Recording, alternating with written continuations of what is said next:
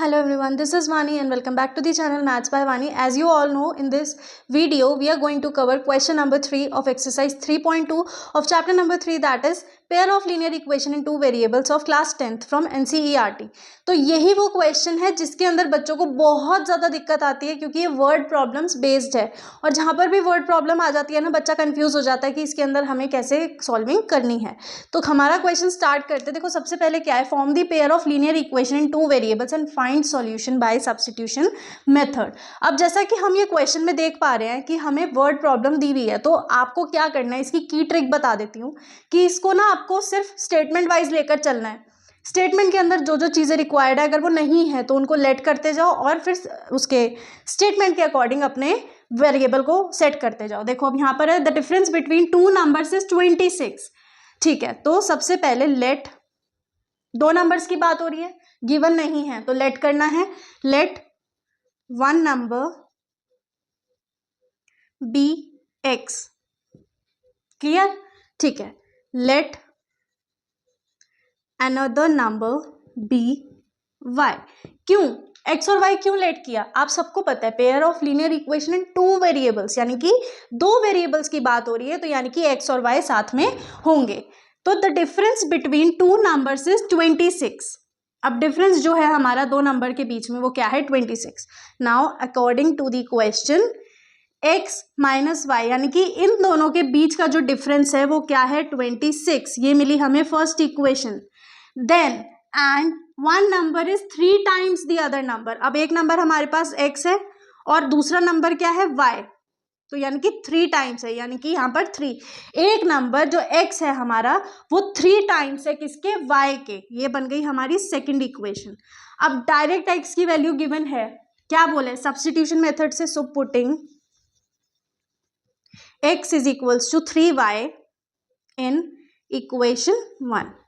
तो x minus Y equals to 26, हमें ये दोनों ही नंबर बताने हैं। तो x हमारे पास हो गया 3y minus Y is equals to 26, 2y equals to 26, y is equals to 13। एक नंबर आ गया 13। So x is equals to 3y, तो x is equals to 3 into 13, that means x is equals to 39। So one number is 39 and second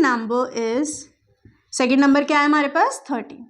ये आ गया answer. इसी तरीके से करके आना है, स्टेटमेंट पढ़ते जाओ, जो जो चीजें नहीं है उनको लेट करते जाओ एंड जो गिवन है उनके साथ इक्वेशन बनाते जाओ।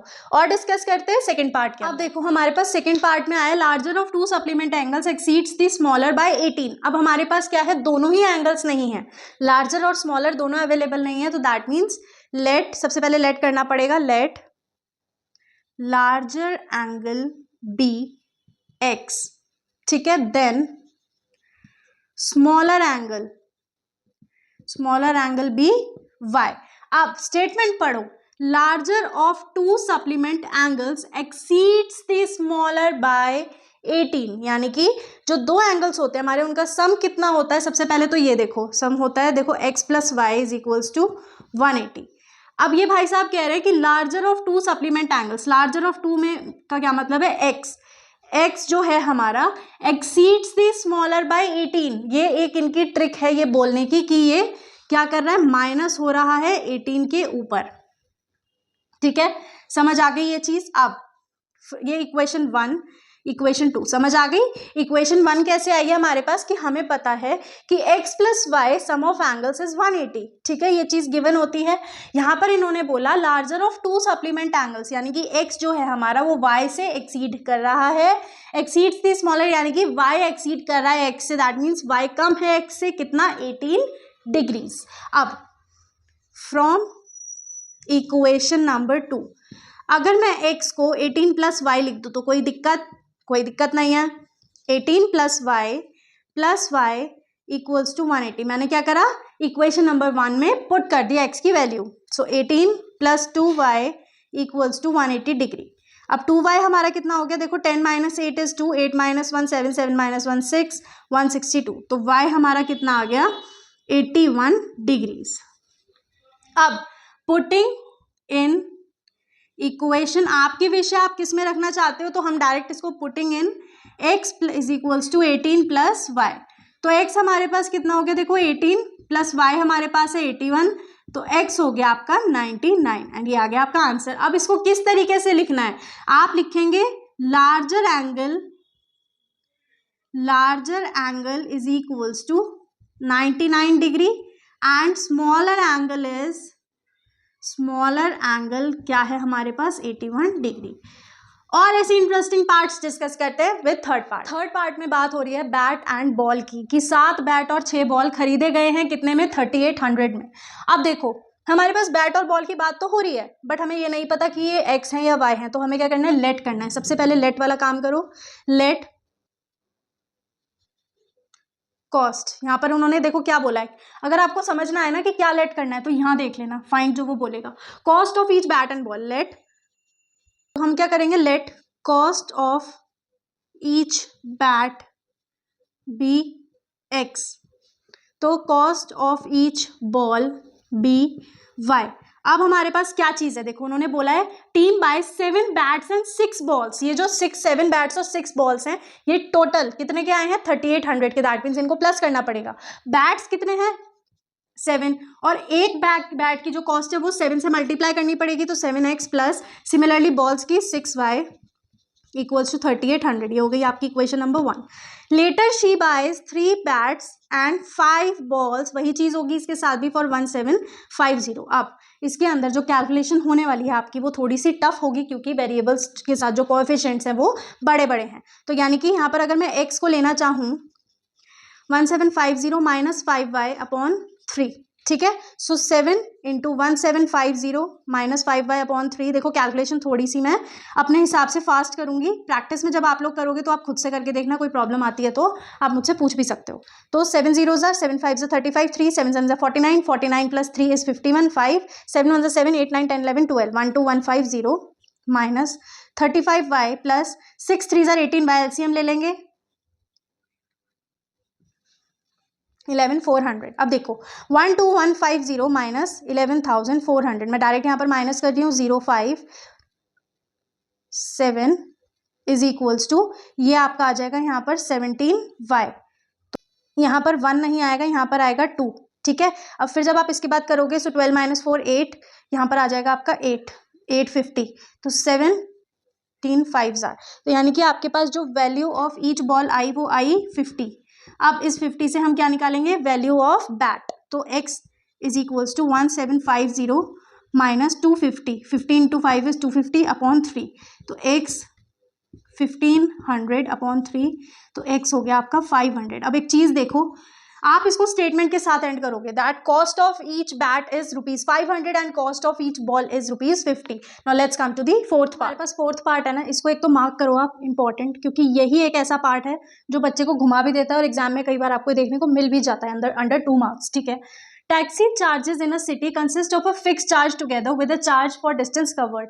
टैक्सी, अब जैसे आप लोग टैक्सी हायर करते हो तो होता है ना कि एक तो फिक्स चार्ज है भाई, और एक फिर डिस्टेंस पे लगना शुरू हो जाता है, तो इसके अंदर वही बात की गई है। For a distance of 10 kilometre charge paid is ₹105, ठीक है, and for a journey of 15 kilometre charge paid is ₹155। What are fix charges and charge per kilometre, that means let fixed charges be ₹x, तो हमारे, और फिर let charge per kilometre be ₹y, ठीक है। अब statement के according बात करेंगे, स्टेटमेंट के अकॉर्डिंग चलेंगे। देखो अकॉर्डिंग टू द क्वेश्चन वो कह रहा है कि फिक्स चार्ज तो साथ साथ चलेगा ही, प्लस जो उसने 10 किलोमीटर का डिस्टेंस लिया है, यानी कि जो चार्ज पर किलोमीटर लग रहा है 10 किलोमीटर पे जो डिस्टेंस का वो किया है उसने, वो है ₹105 का। Similarly and for a journey of 15 kilometre, यानी कि 15 किलोमीटर की जर्नी और लगी है तो वो पे कर रहा है 155। साथ साथ फिक्स चार्ज तो चलेगा ही चलेगा, ठीक है। अब x is equals to 105 minus 10y कर दें, 105 minus 10y plus 15y equals to 155, ठीक है। तो ये हो जाएगा आपका 105 plus 5y equals to 155. 155 minus 105 is 50 and 50 upon 5 is 10. अब फिर 10 से हम निकाल लेंगे x इज इक्वल्स टू 5 आ जाएगा। क्यों? 105 माइनस 10 इंटू 10 इज 100, तो 105 माइनस 100 इज 5। अब वो ये भाई साहब ये कह रहे हैं how much does a person have to pay for 25 kilometre, that means fix charge तो लगेगा ही लगेगा, साथ साथ जो उसने 25 किलोमीटर वो भाई साहब चले हैं उनके ऊपर भी उन्हें चार्ज देना पड़ेगा। एक्स है हमारे पास 5 प्लस 25 इंटू 10 विल बिकम ₹250। ठीक है, अब डिस्कस करते हैं फिफ्थ पार्ट। अब फिफ्थ पार्ट पर आते हैं। अ fraction becomes 9/11।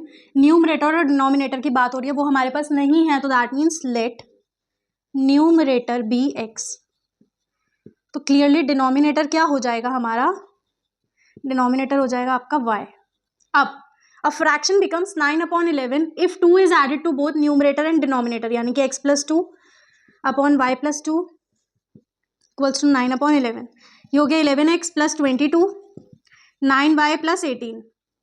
11x minus 9y, या डायरेक्ट x की वैल्यू आप यहाँ से भी निकाल दो, x is equals to 9y minus 18 minus 22 is 4 upon 11। अब वो ये कह रहे हैं if 3 is added to both again upon y plus 3 5 upon 6, तो 6x प्लस 18 5y प्लस 15, तो 6x minus 5y is equals to minus 3। अब क्या करना है? 6 into 9y minus 4 upon 11 minus 5y equals to minus 3। 9 6 are 54y minus 6 4 are 24 minus 11 5 are 55y equals to minus का 33। अब ये हो गया minus y minus 24 equals to minus 33, minus y 24 minus 33, तो ये हो गया 9 माइनस का, that means y is equals to 9। x क्या आ जाएगा? 81 माइनस 4 77, x इक्वल्स टू 7, तो फ्रैक्शन आ गया x upon y is equals to 7 upon 9। अब आ जाते हैं लास्ट पार्ट। लास्ट पार्ट है हमारा sixth part. 5 years hence age of Jacob will be 3 times that of his son. ना सन की एज पता है ना जेकब की एज पता है, तो दैट मीन्स हमें वेरिएबल लेट करना पड़ेगा। So let age of Jacob be x and age of son be y। अब ध्यान से देखना, ये कह रहे हैं 5 years hence, यानी कि 5 साल बाद जो जेकब की एज है वो 3 times होगी दैट ऑफ हिज सन, यानी कि 5 years hence की अगर मैं बात करूं तो जेकब की एज जो अभी है वो 5 साल ज्यादा होगी। ठीक है, ऐसे ही जो y की सन की एज है वो भी 5 साल ज्यादा होगी। अब भाई जैसे मान लो आप अभी 12 years के हो या आप अभी 14 years के हो, मैं कहूँ कि 6 years के बाद आपकी एज क्या होगी, तो यानी कि 14 प्लस 6 हो जाएगा। सिमिलरली यहाँ पर 5 years hence में जो केस चलेगा वो ऐड हो जाएगा। वो कह रहा है 5 years hence age of Jacob will be 3 times that of his son. So x is equals to 3 into Y plus 5 upon 5। अब 5 years अगो, यानी कि 5 साल पहले उसकी एज कुछ 5 साल कम रही होगी, तो x minus 5 is equals to Y minus 5। और ये क्या कह रहे हैं? 5 years ago age of Jacob was 7 times, तो यानी कि यहाँ पर 7 से मल्टीप्लाई। तो अब देखो x minus 5 7y minus 35, x minus 7y is equals to minus 30। इसको ना पहले यहाँ इक्वेशन बनाओ, x plus 5 3y plus 15, x minus 3y equals to 10, x आ गया आपका 10 प्लस 3y। अब हमारा क्या है, ये सारा काम बच जाएगा। x की value 10 plus 3y minus 7y equals to minus 30, 10 plus 30 हो गया आपका 40 और ये हो गया 4y, तो 4 10 तो y यानी कि जेकब के जो सन हैं भाई साहब उनकी एज आ गई 10 years। अब जेकब जी की एज निकालनी है तो x is equals to 10 plus 3y, x is equals to 10 plus 3 into 10, तो x is equals to 10 plus 30 means 40 years। समझ आ गई ये चीज़? आई होप जिसका भी एक डाउट था कि भाई हमें वर्ड प्रॉब्लम समझ नहीं आ रही हैं अब अच्छे से क्लियर हो गया होगा। एक एक क्वेश्चन करा है, एक एक कैलकुलेशन की है, स्टिल कोई डाउट होता है तो वो आप मुझसे कमेंट सेक्शन में या फिर इंस्टाग्राम हैंडल पर पूछ सकते हो। So now we are ending our video, will see you next video, till then keep practicing, make sure to subscribe the channel, press the bell icon and do share this video.